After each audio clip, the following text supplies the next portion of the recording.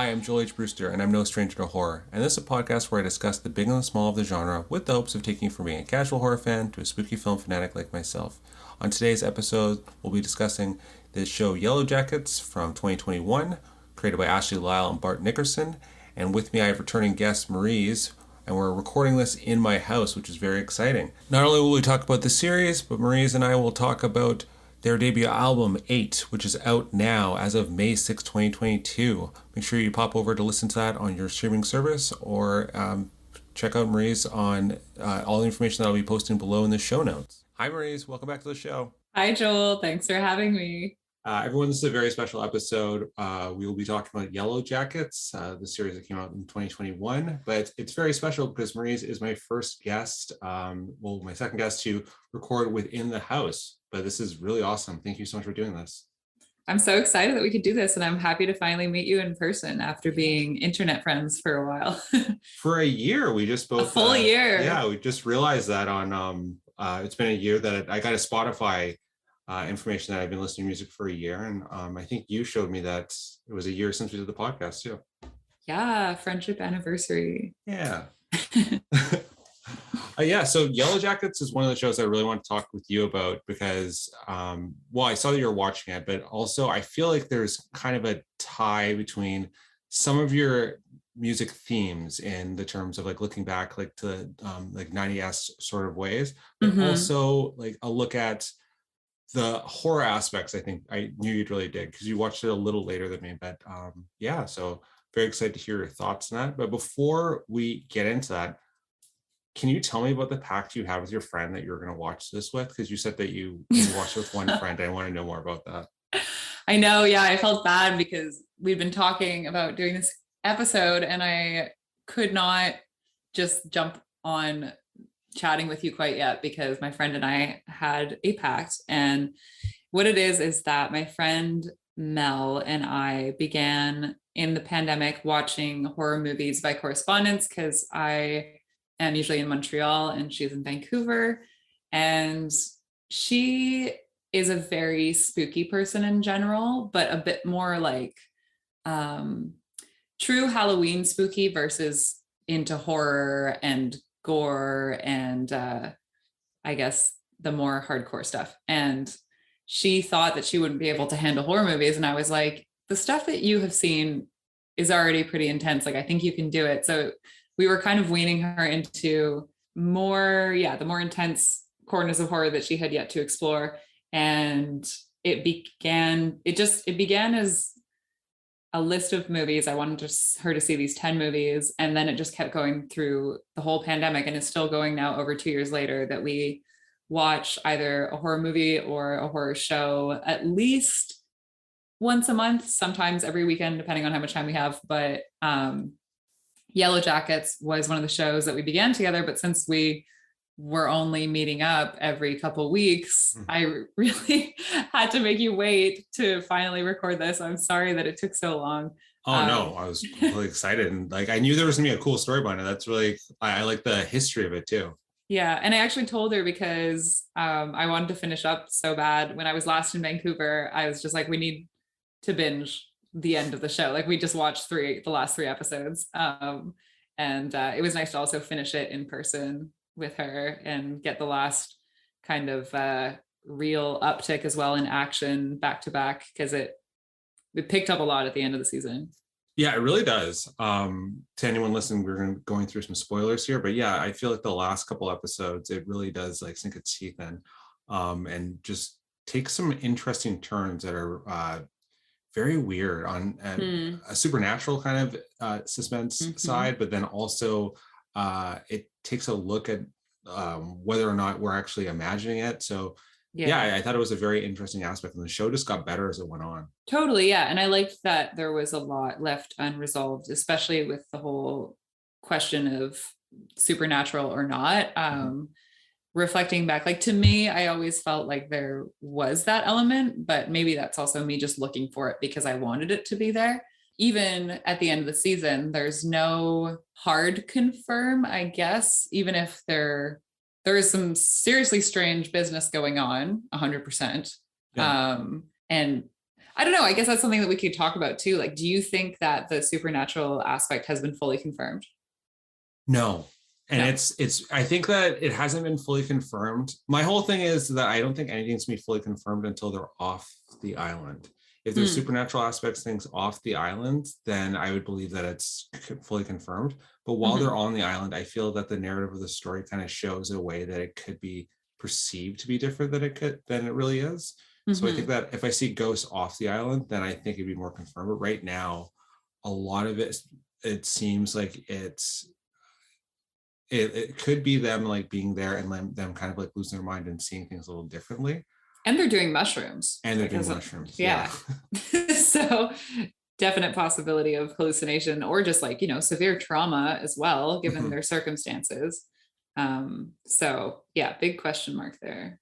I really thought that one of the scariest scenes for me, we're just going to hop around in the show here. One of the scariest scenes for me was the revealing of Jackie's death near the end when she found out she was dead. Like, well, yeah, I'd say like she kind of found out she was dead when she thought that everyone was like being nice to her in that one scene and they'd all forgiven her. Oh, yeah. That was so heartbreaking, but so scary. Like it was done in such a way oh my that gosh, was spine chilling to me. I was like, wow, this is so uncomfortable. I actually just got, like goosebumps just thinking about that scene. Cause when she realizes there's something off about all of them there and they're like, looking creepy. Oh yeah, I got goosebumps. But that was really sad, and obviously a really sad way for her to go, with Shauna and her having just gotten into an argument and Shauna feeling responsible, I think, for that death too, and having to live with that, and how she's still haunted by the ghost of Jackie in a way. But yeah, that was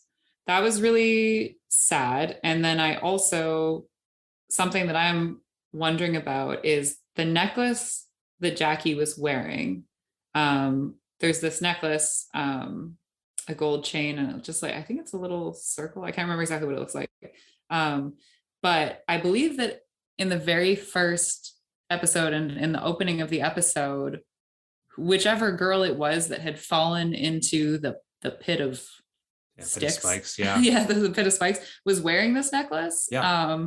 And Jackie was wearing it when she died, or had she given it to Shauna at that point? I don't know. I just don't know what that necklace is representative of, or if it's just a red herring to try to like throw us for who was the spiked person. Well, that's a question, right? That we will. I don't know. I have no. They threw it kind of around. I was like, I don't really know who the person in the spikes is going to end up being. And one thing I did read was that what the showrunners did to kind of throw us off is they used body doubles for a lot of the women, teen girls playing the different characters. So it's kind of hard to, even with the masks on at the end there, judge who was who in that beginning episode to where they led. And like there was a lot of times where I'm like, oh, it could be this person, then the person would like die or something would happen to them, and I'm like, oh man. And the gore was just expertly done too. I just thought that a lot of the scenes were just really it was a lot more graphic than I thought it was going to be originally. I don't know why, but yeah, it was very graphic. Yeah, and I actually don't do tremendously with gore. Like for someone who literally watches any horror movie ever, I still like will cringe pretty hard at, especially this type of gore that is slightly more realistic in the sense that, it hasn't been, like a monster ripping off someone's leg yet. It's been plane crash that messed up someone's leg that then got hacked off to preserve what was remaining of the leg. Or even I think it's the first episode when they're playing soccer and Thaisa kind of messes up that one player that they don't really want to come with them, and she, I think, intentionally trips her or whatever, and her shin is all messed up and that kind of stuff like that. Ooh, I don't like that visceral I don't know if I don't like it. It really bothers me. Yeah. So I handled it pretty well with the show though, because I was just so invested in it, and it's not like that was consistent throughout, but Van's eventual injuries with the wolf that tears into her face, that's pretty intense. so intense. And being like from British Columbia, I think being from anywhere in Canada, for whatever reason, wild animals, like something like that happening to you in the forest is like the worst nightmare that could ever happen. I'm sure it is for everyone else in the world. A real fear too. Like a real fear. Yeah. Like, wolves in the forest, like that is just, they are such beautiful creatures, but boy, do they scare me. Of all the creatures that I think I could run into possibly in the forest, I think wolves would probably be my top because it's a pack. Right. Yeah. I think maybe bears are a bit higher on the rankings for me just because I've seen so many bears in my life. So I feel like the danger is a bit more present. However, any bear that I've had an experience with has not been aggressive or, come that close to me. So perhaps the wolves do. Yeah. Wolves are, as you said, they move in packs.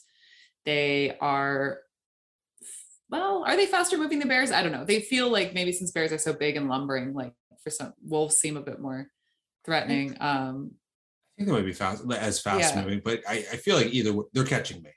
Either way. Oh, definitely. And I just read this morning, I think that, so it's actually set in the Canadian wilderness. Yeah.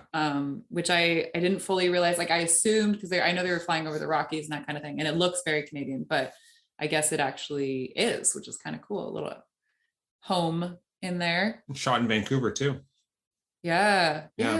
Which was cool. Everything. Yeah, and it was one of those things too. It was like shot in Vancouver. It had like kind of a 90s kind of look to it, and it was kind of cool. And you were watching it, I was like, oh, you're the perfect guest for this show. I think there was a lot of markers there that really hit.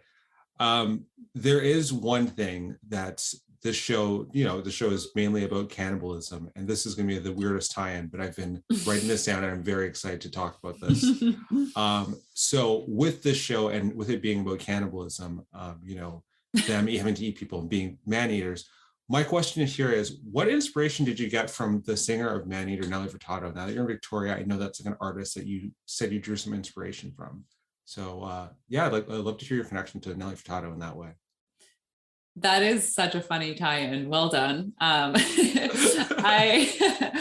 I grew up definitely listening to Nelly Furtado, and my mom worked at CBC and actually interviewed Nelly Furtado when it was around the I'm Like a Bird time. Right. And she had signed this CD for me that I still have. And there is a photo of her and my mom floating around somewhere in our home. But yeah, with the album, well, particularly with the single Experiments, I was really inspired by the era of Nelly Furtado, Justin Timberlake, and Timbaland collaborations, because they did a couple songs together, I think. And at least anyway, the three of them just kind of like riffed together really well. And the producer that I was working with on the song, Jeshwe, is, I think, quite inspired by Timbaland, or at least that style I hear a lot in his beats. So when he sent me the beat for Experiments, it really evoked that era for me. The Man-Eater vibe, but also, oh my gosh, the song that they did. It's Give It To Me. Give It To Me, that's right. Yeah. Yeah. And I love the kind of off the cuff as well. It feels like you're in the studio and they're kind of just riffing at the start. So I inserted these little lines in the song that were, me telling the audio engineer to like drop me back into the track and that kind of thing. So it was a really fun and playful track, and inspired by that era of fun club pop music that doesn't take itself too seriously, and that's also just like sexy and danceable. What I really love about your music is I'm like, oh, I listen to you, and then I'm like, oh, you're like, this is the, I was like, oh, cool, this is the type of music you put out. And then I listen to another song, like, oh, okay, this is the type of music you put out.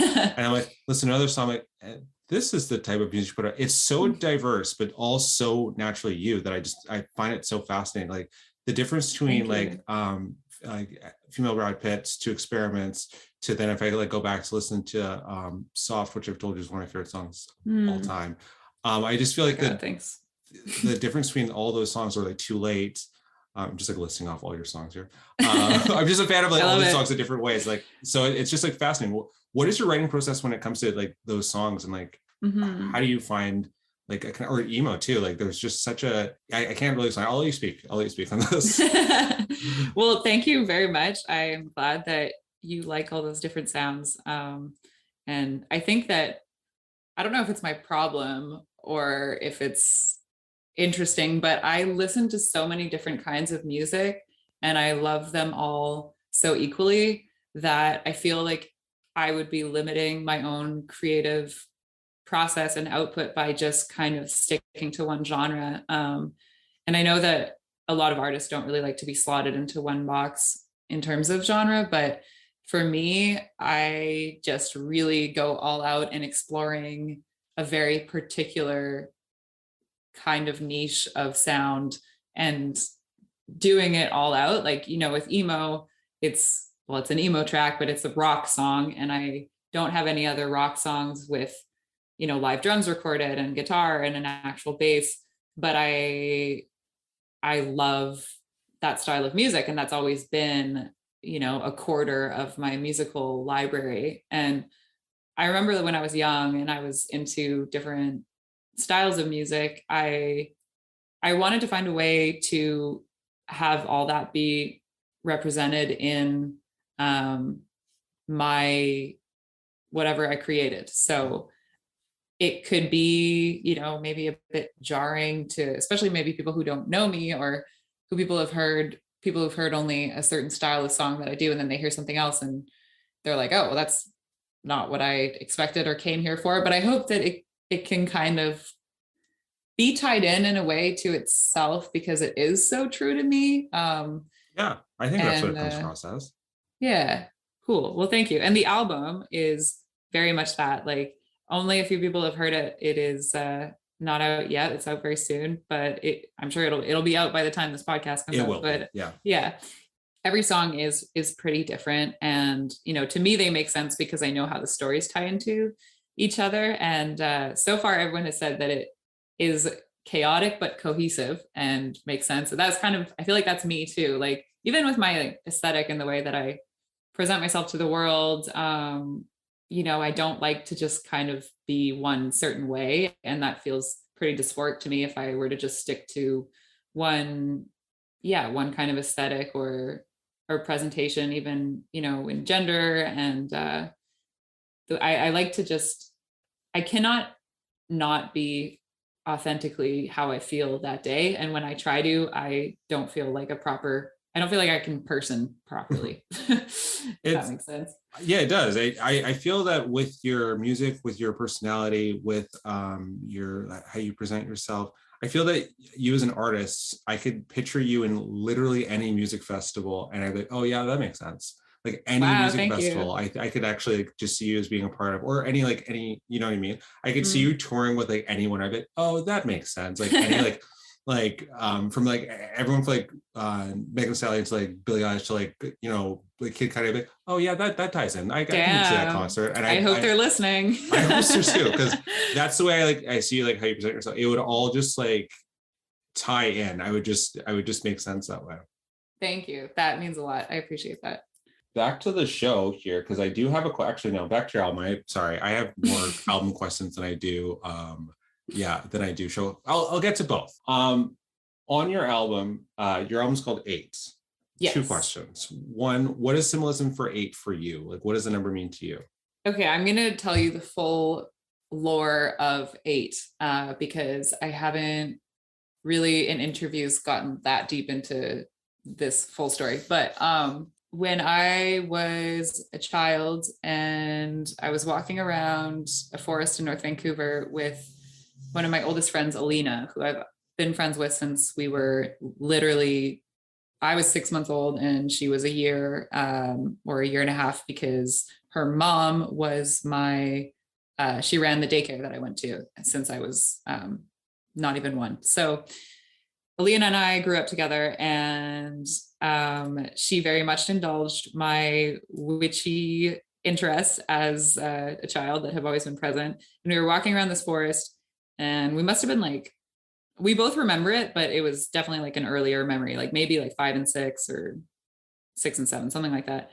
We're walking around this forest. We stopped at this little this opening in the trees, and I said, behind these ferns, there are two numbers, and one of them is your lucky number, and one of them is my lucky number. And I brushed these ferns aside, and the numbers 8 and I think hers was 3 were carved into this wood, and I don't know how I knew that.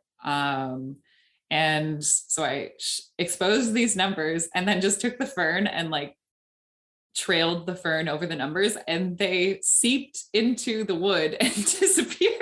What? And yeah, and so I had this memory, and I was like, this is obviously just a fever dream memory. And then when we were in university and she was a poetry student, she wrote this poem telling that tale and gave it to me, and I was like, dude, so you remember this too? Like, this happened? And she was like, yeah, it happened. She's a lot more logically minded than I am, and she was like, I have no idea how that happened. Do you? And I was like, I have no idea. But we both have this recollection of it. We had never discussed it like in between. So yeah, so that is like the very first moment of 8 coming into my life. And then it just remained my lucky number. It's a number that just like feels right to me. It's very even. It's kind of a mirror of itself, and it flows into itself. And musically as well, there are often 8 beats. And so like, I feel like I'm always kind of counting to 8 in my mind. The timing of it just feels good. So yeah, that's not the answer I was expecting. I was like, just a lot more detailed and a lot more like cool than I was expecting. That's yeah. You're the first like, the first person that I've told it to in like a interview-esque conversation context, because I like feel like if I said that to a random music magazine, they'd be like, okay, moving on.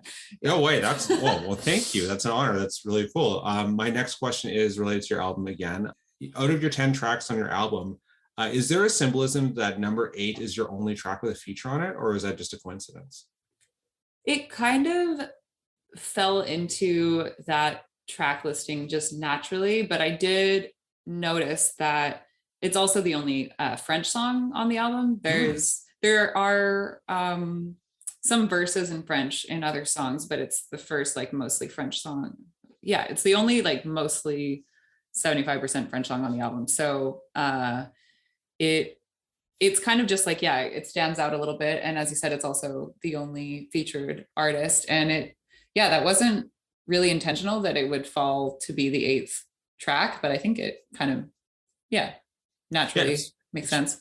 Yeah, that's really cool. It's obviously a song I've heard too, but I think that's really cool that it was like, when I looked at the album track listing, I'm like, oh, that's like just really cool. I wasn't sure if that was a little nod or not, but yeah, really awesome.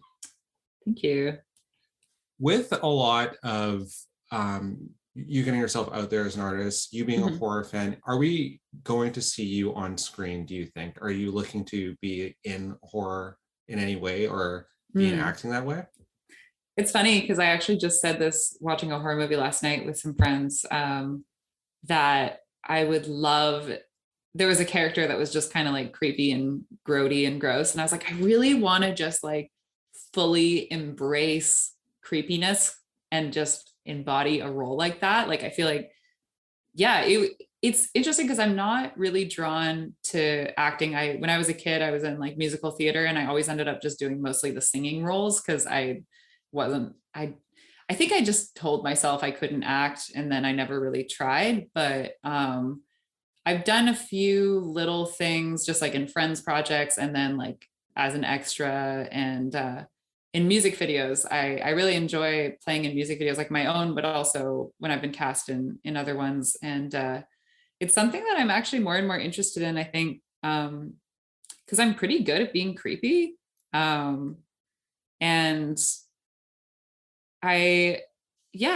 something I've been thinking about a lot lately. I also plan on moving to LA in the next year. And when I went down there recently, I was scouted for a photo shoot, and that was really fun. And I was talking to that person about maybe getting into maybe some acting. I don't know. It's like, it's a whole different realm that I don't have much experience in, but it has always been kind of adjacent to what I'm doing musically. And my music videos can be kind of theatrical and that kind of thing. So that's something that I would be 100% open to exploring, and like, am into putting that idea into the universe for sure.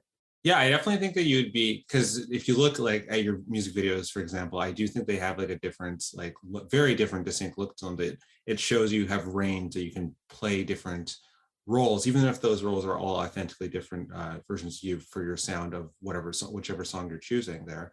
But I do think that there is definitely an appeal that I think that you've already shown that you could definitely do it. So I'd be interested to see it. So this is just me nudging you into hopefully being in a horror film or hopefully being in a film. But it was interesting to hear that you wanted to be a more creepy role than anything else.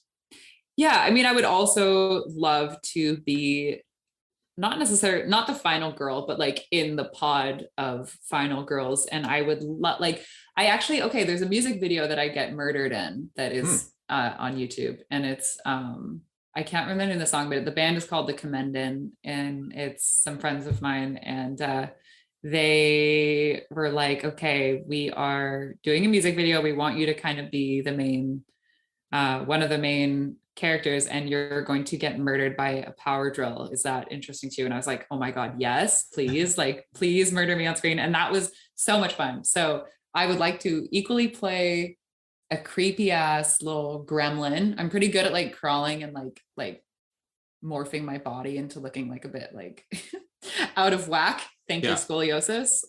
That helps. And then I would also like to, it was really fun, like being the kind of it wasn't like a super bimbo character, but I was a bit like, you know, kind of like hyper feminine, doing my makeup in the bathroom, and then I get murdered in the bathroom. So that was really fun. Yeah. And I would like to do that again as well. And I don't have to fake being scared, because I'm scared of everything very easily. And I was actually really scared filming the scene that the power drill was going to like actually fall on my head. So yeah. That was fun. It seems like you're perfect for acting role then, like more like a horror role too.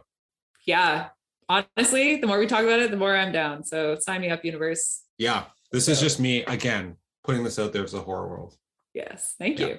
All right. One thing that this show did really well too, that I found, was not only the diversity of like races, but like, or like what people look like or everything like that. I just thought they really did a very good showing of different like archetypes throughout the team.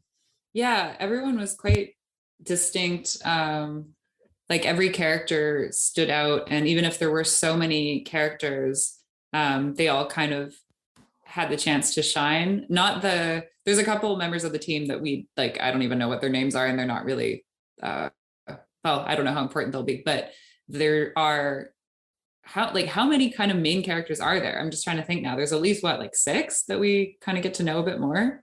Quite a bit, yeah. But like you said, there is a bunch that I'm like, I don't know anything about them. And I'm wondering if second season it's going to be like, oh, remember this character?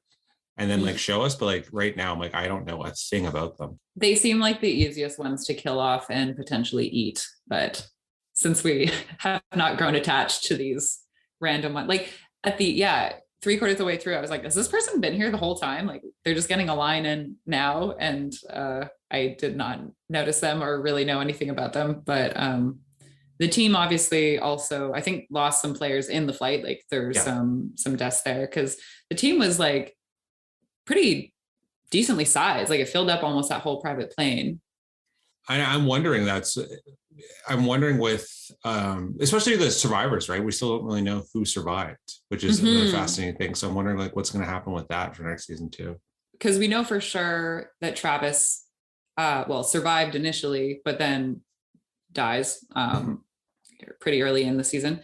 But for a character like Javi, his little brother, who's kind of gone missing at the end of this season, we don't know if he has made it, if he made it through the woods and is still alive at all. And then with Jackie, that was confirmed that she died, but we know for sure the core characters that we get to know, their personal life and home life and all that, are still around. But there are some that I think are still around that we just haven't seen in present time. Like Lottie, I would assume is running this cult perhaps still, it seems. Yeah, I can't. Lottie's my favorite character. By the end of the show, I was like, oh, I can't wait for Lottie next season. I am team Lottie for whatever she's plotting. I think that's going to be so fascinating, because it seems like the cult's gone quite big.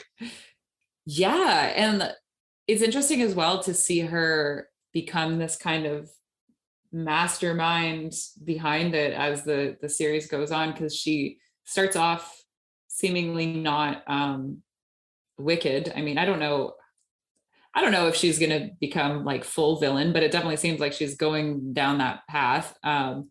And she, we know that she's had these visions since she was quite young, and that her family perhaps has put her on some kind of antipsychotic or some medication. She was taking some drugs at the very start. And, she knew there was going to be a car crash when she was a little kid. She's got this kind of cunning, this knowing. And then she also seems very sensitive to supernatural beings, if she has been what I thought was kind of some kind of possession by perhaps the spirit of whoever was in the cabin before, speaking French, some perhaps French Canadian wilderness guy, if they're in the Canadian wild. So that was that part, like, definitely freaked me out when she goes into that kind of state and like smashes her head against the window and is in this trance speaking French. It was so unexpected. I was going to ask you too, how was her French? Her French was good. I'm always pretty critical of shows that someone is speaking terrible French and then everyone's like, oh my God, they're so fluent. And you're like, oh God, no, that sounds so bad. I'm sure it's like that with any, language that they're trying to make it seem someone is really good at.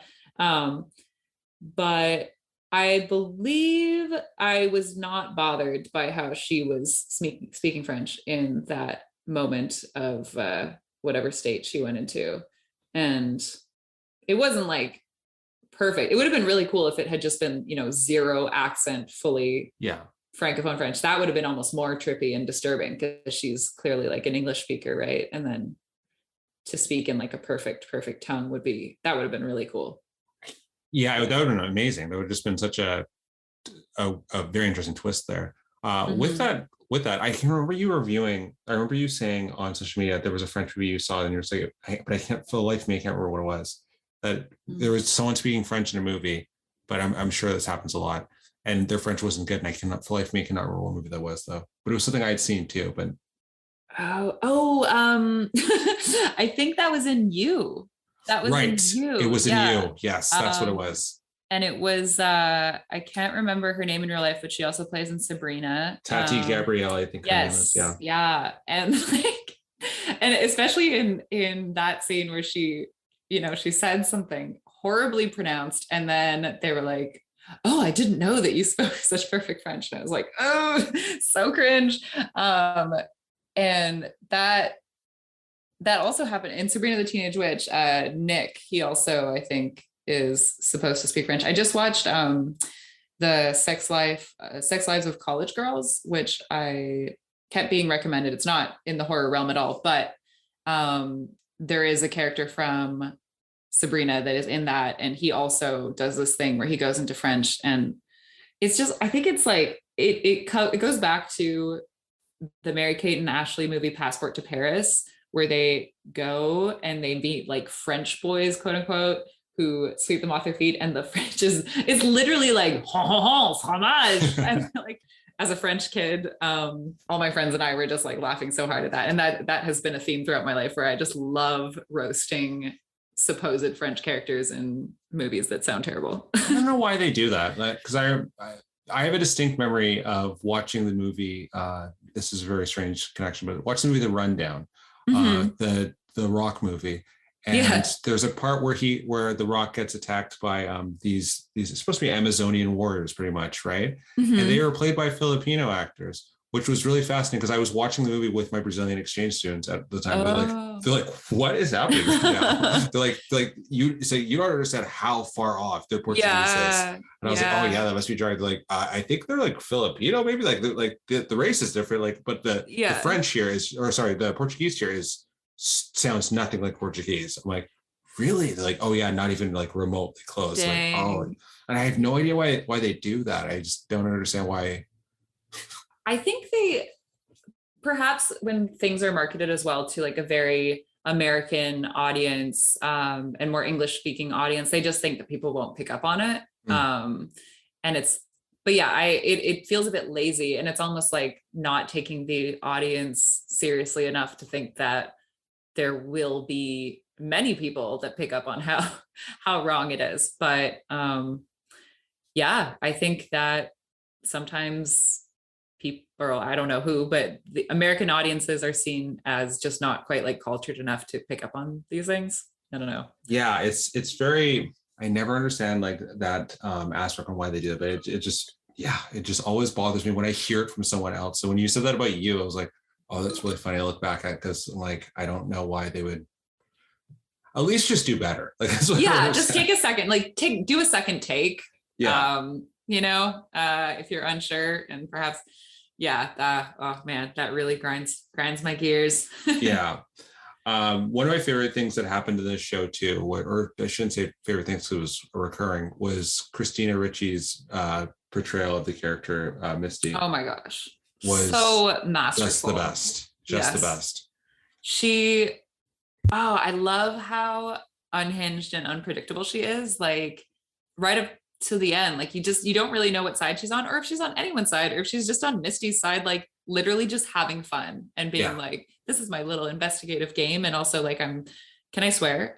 Should I swear? Should I not swear? Yes, you can swear. But yeah, like she's kind of just like fucking with everyone around her and like likes to be in control. Like be, this kind of puppeteer and play both sides. Cause I mean, it's possible that she has been part of Lottie or whoever's cult this whole time. Like, I think she also has this as kind of, sociopathic or whatever she is, she has this deep longing for belonging. And like, with Natalie, she wants friends. Like it's cute because she, as much as she, is hard to read and like a bit demented, she also like really will do anything to just have friends and like be accepted and be part of the group. Like it's almost like she's fangirling over the other characters and just like wants to be cool with them, so desperately too, because like when she destroyed the black box, right, that like was like, oh, we'll know yeah. where. I'm God. Well, yeah, you're the scariest character of the show. Yeah. Like, you'll do anything to stay with this group and to feel needed. Like I think that it's probably the first time in her life out there that she's felt like she has knowledge and skills that are valuable. Like she hears the girls saying like, oh, like thank God Missy's here, she's figuring out this stuff. And she's also got knowledge of plant stuff and mushrooms. And she it makes sense that having perhaps been a bit more of an outcast, now she finally has this opportunity to be somewhat of a leader in this group. So she, to the extreme of wanting to stay stuck out there, which I am sure she regretted at some point, but yeah. Yeah. One of the interesting quotes that her character has is when she quotes Plato in the show, and she says, opinion is the wilderness between knowledge and ignorance. And which I think kind of a lot of things from that statement, it kind of shows you like where she is throughout the show and her learned knowledge, but also it kind of shows you that the world that we're seeing when they're on the island is kind of an opinion piece on like between each character, which which seem to be an unreliable source. That's why I think the supernatural element kind of throws me a bit, because it seems very unreliable throughout there. It's fascinating to watch that way.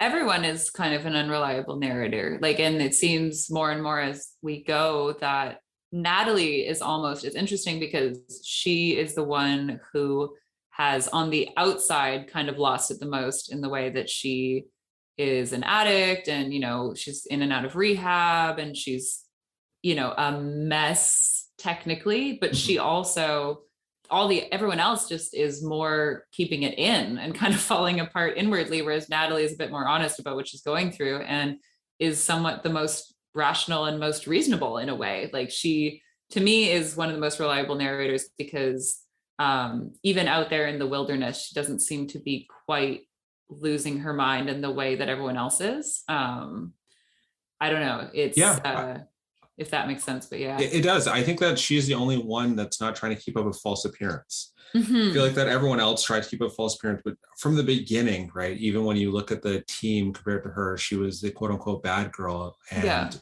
wasn't keeping up a false appearance by that. She wasn't faking to be the bad girl or anything like that. That's just who she was. And she was accepted for that reason. I've always liked that acceptance of like who she was naturally.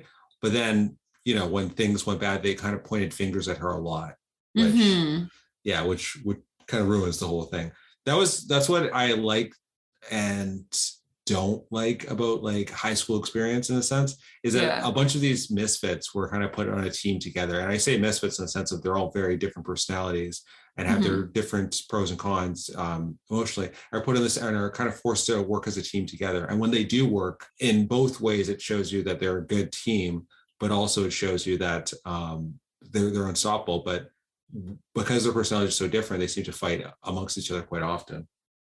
Yeah, absolutely. And they do bring their various skills and strengths to this very extreme situation. But then also, yeah, there is a lot of clashing and, backstabbing and yeah, it's interesting to see also how their role in their little hierarchy of the team changes when they make it out to the wild, like how Jackie was team captain and just kind of before they go, she's keeping everyone together. She's when people are arguing, she's getting them to say one nice thing about each other. And but she loses her power when they get out there because she's no longer kind of the natural leader.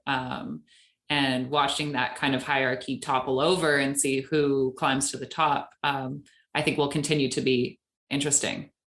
Yeah, and that's what's so scary about the show is that they all have their different skills that could make them the leader, and all have their different motives, which anyone does, in a very more interesting Lord of the Flies aspect. Mm-hmm. Because I think that the difference between this and like Lord of the Flies, or the difference between, and this is going to be kind of a somewhat of a stereotype, I suppose, that like if men, like in men in these situations on this island, it would have, in movies at least, it seems like it would have just fallen apart very quickly, a lot Mm-hmm. quicker. And it seems like in this, the falling apart of the group dynamics seemed to come at more desperation, not at a grasp for power, if that makes sense. Mm-hmm. And I thought that was from the beginning, right? They were very like team oriented. There wasn't a I need to be in control sort of situation until it got more we're starving, and then it's like I don't want to die out here. That's when the power grasp seemed to be happening a lot more, as opposed to just like a I'm the strongest physically, and this is why I'm going to take over, which was very interesting to see in a desperate situation like Definitely, this. yeah. And there are a lot of kind of emotional battles that are going on too, just with with Jackie and Shauna and Jeff, I think is the husband's name, that kind of love triangle. Is that right, Jeff? I think. Um, Yes, Jeff. okay, nice. But yeah, like that's obviously very complicated, and there's a bit of mind games going on there when Jackie finds out that Jeff has been cheating on her with Shauna, and she's not really like upfront about it right away. And I think that's also when I think about the teenage experience as a girl, those kinds of the kind of violence, I guess, between teenage girls often is a lot more psychological. Mm-hmm. And it's funny that you would say just the difference with this type of film if it were to be with boys or with men, because I was telling you before we started recording that I just watched The Ritual, and Mm-hmm. that's 4 men out in the wilderness, and the kind of the tension and the violence of sorts. It's a lot more physical. Like someone's mad, they push each other around, and it's and it's a bit more power. Like I'm a strong guy, I can't show my emotions. Whereas here everyone is like drowning in emotions Yeah. and dealing with that, and it's almost more intense and scarier because it's the the trauma that comes with being a teenage girl. Like so much of it is psychological, and these kind of games that girls play amongst each other. And there isn't like you said too, though, there is a strong team element. Like they're trying to make it out. They are trying to, they do operate well as a team, even as things are disintegrating, up until, we get to the real weird stuff that starts coming in later. But they've done well to work together, I think, for a lot of it. And naturally that will, I think, keep falling apart. And it's crazy because we're only a third of the way through of their experience in the woods, around a third. I think they've been there for around like 5-6 months ish. Yeah. Yeah. I'm so fascinated to see like how it all like I don't they can keep this show going for 10 years for all I care because I'm like Yeah. hooked and I feel like there's gonna be a way for them to do it because we didn't even really get to the cannibalism, but did we the No. first we didn't even make it to cannibalism and I was like, oh, I wonder what, and every episode they kind of hint that it's going to be, it's like, you know Yeah. what, next episode. And they made it to the end of the show, like, no, not even in this season. I was like, whoa. No. And also like they could even just not have any cannibalism. Like the elements that we've seen of them further down the rabbit hole when they're in their circle and they're all wearing, animal hides and these weird masks and antlers and that kind of thing. They're eating what we think is human flesh, but literally they could just tell us that that was actually another bear or something like that. I do think that there will be that element because cannibalism has been like hinted at and also mentioned, I think even by like the writers and that kind of thing, like that's supposed to be a thing, but that would be interesting if it just revealed itself not to be, though. I think it's cool pretty twist. Yeah, it seems to be pretty confirmed though. Yeah. The title Yellowjackets too is a play on because Yellowjackets themselves become cannibalistic in situations like that. It's this is going to be a very strange connection to this. As you probably know, that I own like tarantulas. So with owning tarantulas, oh my god, wait, there are tarantulas in this house right now. There's tarantulas in this house. Nowhere near Incredible. You. Don't worry. Yeah. No, I think they're really cool. Smaller spiders scare me because they like go so fast and are unpredictable, but tarantulas are really cool. I will 100% show you a tarantula after this. I would love to see your tarantulas. Yeah. The connection I make there is that with owning tarantulas, I have to own like crickets and everything like that to feed them. And no matter what, I've tried several different things to like feed the crickets, and no matter what, they always end up like cannibalistic. You could put all the food crickets? In the world. Yeah, every single time.